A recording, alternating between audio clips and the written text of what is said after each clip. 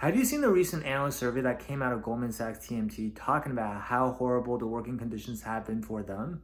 Or perhaps you've been thinking about breaking into investment banking for a while now, but you've always been hesitant because you're not quite sure if the horrible hours and the insane work life balance that you've heard so much about is really for you.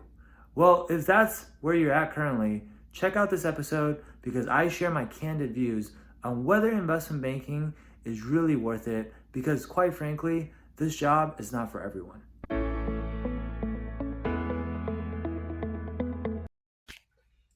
All right, guys.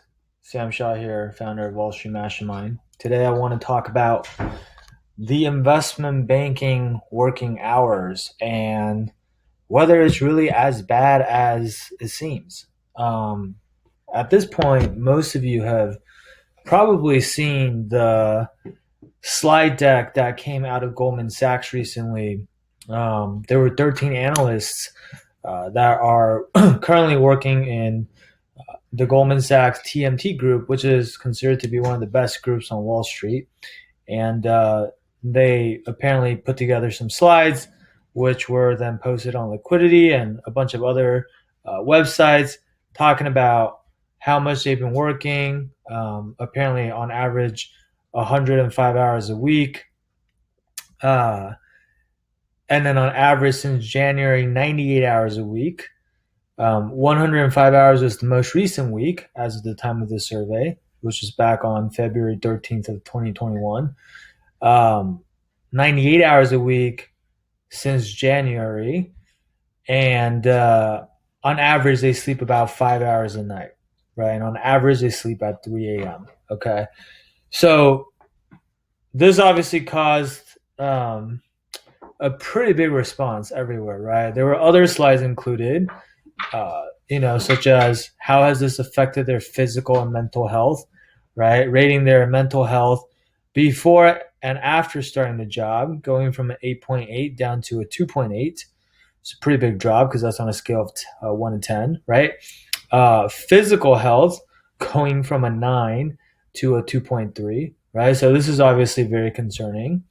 And then they had things like, select analyst quotes, right? The sleep deprivation, the treatment by senior bankers, the mental and physical stress. I've been through foster care and this is arguably worse, which sounds horrible, right? I can't sleep anymore because my anxiety levels are through the roof. My body physically hurts all the time, and mentally, I'm in a really dark place. Being unemployed is less frightening to me than what my body might succumb to if I keep up this lifestyle. There was a point where I was not eating, showering, or doing anything else other than working from morning until after midnight. I didn't come into this job expecting a 9 to 5, but I also didn't expect consistent 9 a.m. to 5 a.m.s either. What is not okay to me is 110 to 120 hours over the course of a week. The math is simple. That leaves 4 hours a day for eating, sleeping, showering, bathroom, and general transition time. This is beyond the level of hard working. This is inhumane / abuse, right? So I think for a lot of students out there who are not working in banking yet and they're seeing these slides, they're obviously wondering, or you're probably wondering, is this really the type of job that I want to go into, right? And I just want to first start out by saying I really do sympathize with these analysts because I believe them that they probably had it really, really rough, right? 2020 and even the beginning of 2021, which is the current year that we're in right now as of the time of this video, has been just very strange in general, right? With the pandemic, with COVID, and the way that it's affected our work. And so I would say, it's just been an odd year. It hasn't been normal, right? The Back when I worked in banking, which is, obviously a long time ago, like I graduated in 2008 during the peak of the financial crisis. And, I worked in banking for 3 years. I worked in PE for 2 years. We definitely worked long hours. In fact, I would say, based on my understanding, investment banking hours have actually been getting better over the years since I've worked in banking anyway, right? And a lot of these banks have put in different policies and protect the weekends, and things to try to make things a bit better for the junior people, especially, and partially because they're trying to compete with technology companies and a lot of these hot startups. Like banking used to be probably like the most desirable job coming out of college for a lot of students, and then after the 2008 financial crisis, it wasn't as popular anymore because there was kind of like this stigma with working on Wall Street for a while, and then tech kind of became like I don't want to say like the up and comer, but a lot of people started shifting over to tech. You hear about all these tech startups that blow up and go public, and you get a lot of equity, and so that became pretty attractive, and they have seem to have a better culture. They treat their employees better, right? And so the banks are trying to compete with that. So they put in like these policies, which, you know, how effective they are is probably debatable, right? But for all intents and purposes, the data that I've seen tends to suggest that it's gotten better, and we'll look at some of this data in a bit here. But point being, like, first of all, if you're considering going into banking, is this normal, right? Is what you're seeing here on these slides actually what banking is really like? And I would say, no, it's not normal, right? In fact, hopefully in a couple of months here, probably by this summer, if not by the fall. I mean, in fact, some firms like Goldman Sachs and several others have already said that they're planning on having this upcoming summer intern class in the office in person, right? So I think eventually things will go back to normal. And what do I mean by normal? Well, the hours in banking are always going to be long no matter what, right? I think most people who go into banking are aware that the hours are going to be bad, right? But I think a big part of what made the hours more tolerable and made it a lot better was the fact that when you're in the office, you're not doing those hours on your own. You're not doing it by yourself. You're not working like on a bad week when you're working 100 hours, 100 plus hours a week, which will happen. It shouldn't be every single week, but it does happen, right? Especially if you're working on live deals and stuff. But when you're doing that, you're in the office with other analysts who are also working just as much as you are, right? So there's that camaraderie. It's almost like, for those of you who have maybe pledged a fraternity before, right, or pledged a sorority before, and you maybe go through this really tough pledging process to cross into the organization, but you had your pledge class to go through that with you, right? Maybe you go through some of the really tough assignments, some of the really tough things you guys have to do together, and that builds brotherhood, right, or sisterhood, or depending on if you're in a frat or a sorority. And just having a group of people to go through that together with just makes it so much more bearable, right? Some of my closest friends that I've made after graduating from college have been my colleagues from banking, right? And so that's why I say I really sympathize with this year's analysts because, when they recruited for banking, which is, probably a year or two ago, 3 years ago, whatever, there was no pandemic, right? This wasn't what they signed up for. And they didn't sign up to work from home on their own in their room for 100 plus hours a week and not be able to see anyone, right? So that's the first thing. So hopefully that will go back to normal once the pandemic's over. The other thing is, there's been this huge boom with all the SPAC deals going on, all the companies going public through SPACs. And that's actually one of the big reasons why the TMT group specifically has been so busy, right? Because a lot of these companies that are going public through SPACs are actually technology companies, right? And that, again, I think is a bit of an anomaly. I mean, different people have different opinions about SPACs and about whether it's sustainable and whether it's going to last, right? It's a pretty controversial topic, and that's a whole other conversation that's outside the scope of what we're talking about today. But I do think that, it's highly probable that the number of IPOs we're seeing that are going public through SPACs is not going to be sustainable. Like, it's not going to continue to be this way forever, right? I don't know how long it's going to last. I don't know if it's going to be for the rest of this year. I don't know if it's going to go into 2022, but I don't think it will continue to be this way. It just can't be. Right? Like there aren't that many quality companies that all deserve to go public, right? And so I think those two factors, both the pandemic and the SPAC boom, combined happening at the same time, have made ours a lot worse this year, right? Now, that's the first question, was like, is this normal, right? And I would say no, it's not really normal. Now, is the culture in banking kind of what they're describing here, though? Like, do you have to work long hours? Yes. Long hours? Yes, you do, right? Is that ever going to change? Unfortunately, no, I don't think that's going to change, right? Or if you ask, like, because look, at the end of the day, it's a client servicing business. As bankers, you work on the deadlines that are set by your clients, not by you, right? And typically, when your clients give you work, they want to see it right away. They want a quick turnaround, right? And your bosses, the managing directors, and so on and so forth, a significant percentage, in fact, the majority of their pay is based on the deals that they bring in, right? And so they're always eager to please their clients, right? And so they want to turn things around quickly too. So I don't think that's ever going away as long as you work in a client servicing business.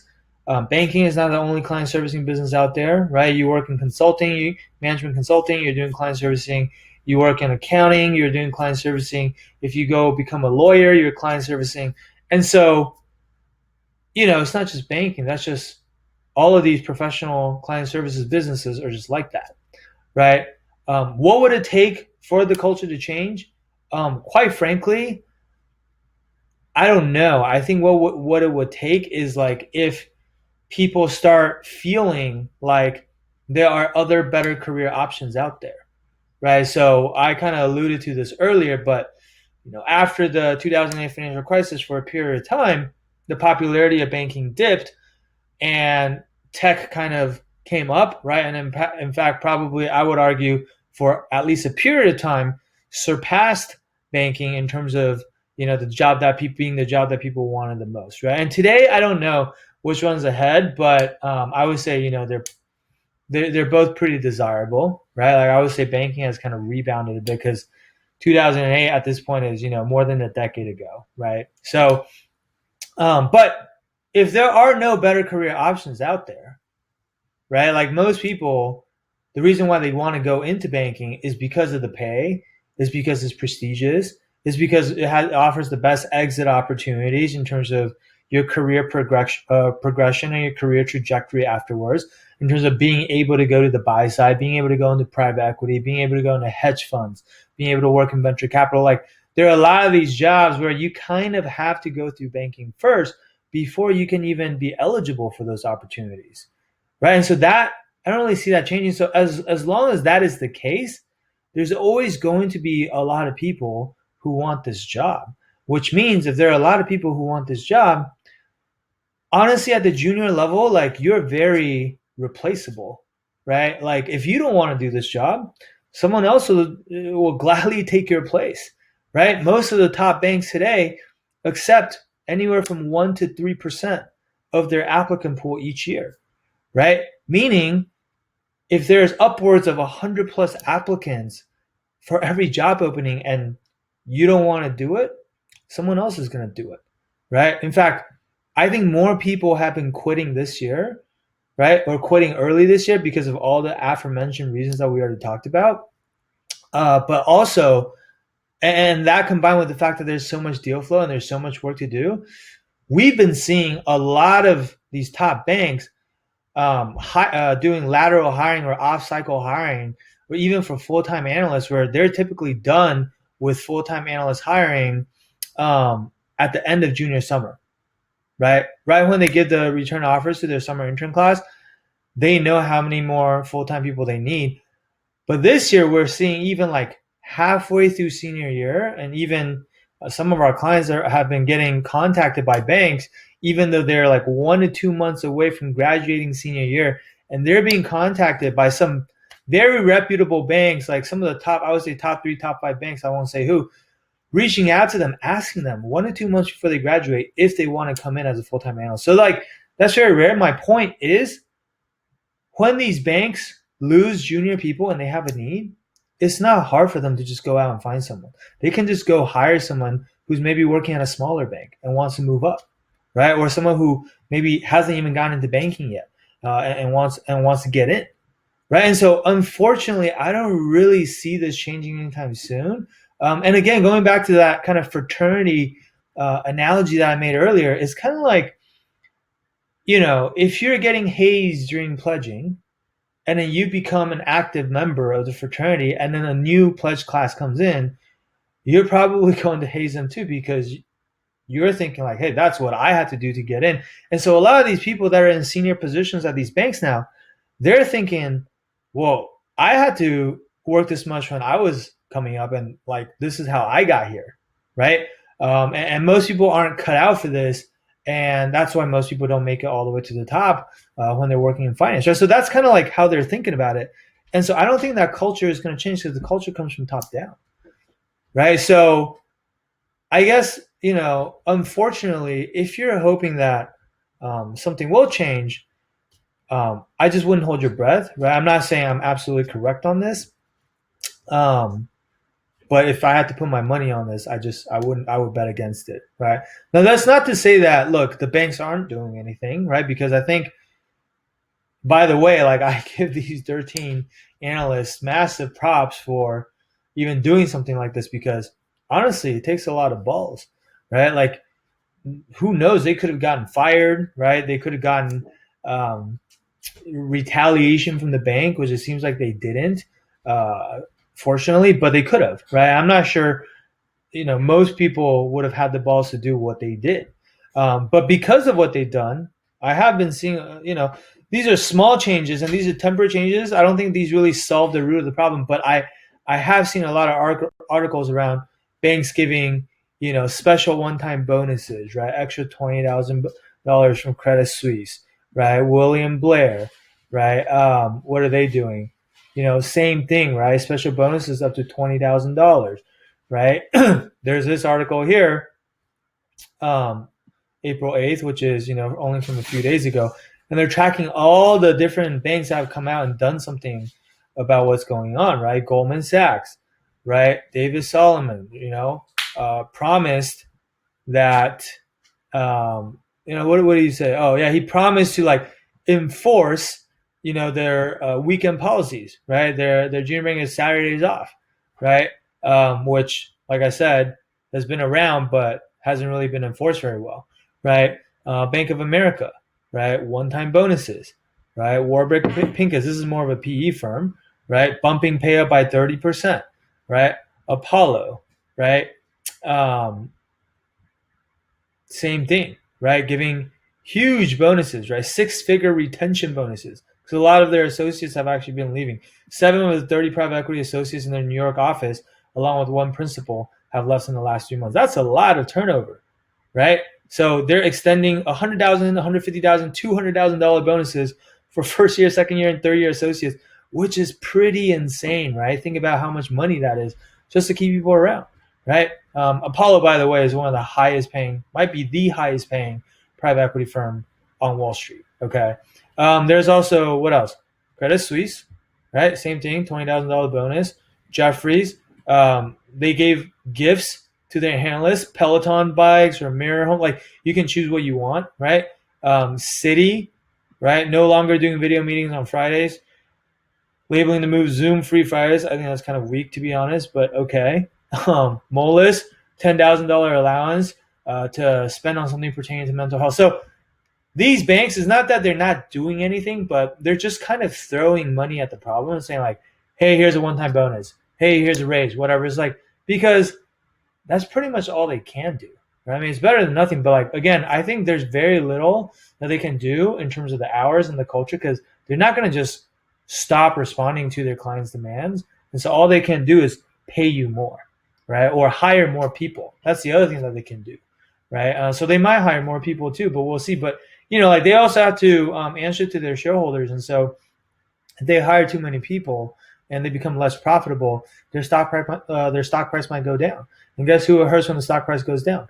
The senior people at the firm, right? The management team, the people that are making the decisions, because a lot of their compensation is tied up in their stock, right? So all these things are happening, right?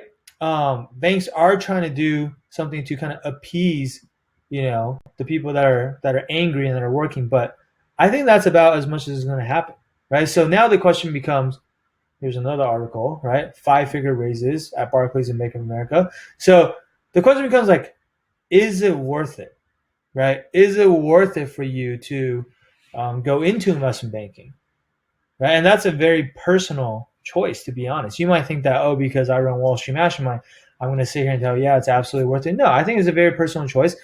It's not for everyone, especially when it comes to things like, mental health and things like that. Like, if you already have some mental health issues, or if you have the type of personality where working too much is going to make you have mental health issues. Right? I don't think everyone's wired the same way, but like, you have to know yourself well enough to make these decisions, right? Like, and everyone, um, I don't think everyone is like cut out, quite frankly, to work the type of hours you work in banking, right? And also, not everyone cares as much about making a lot of money, right? Making six figures right out of school, or not everyone cares about the prestige factor, right? Or the exit opportunities, right? Some people just value work-life balance more than anything else, right? And so that's a very personal choice that you have to make.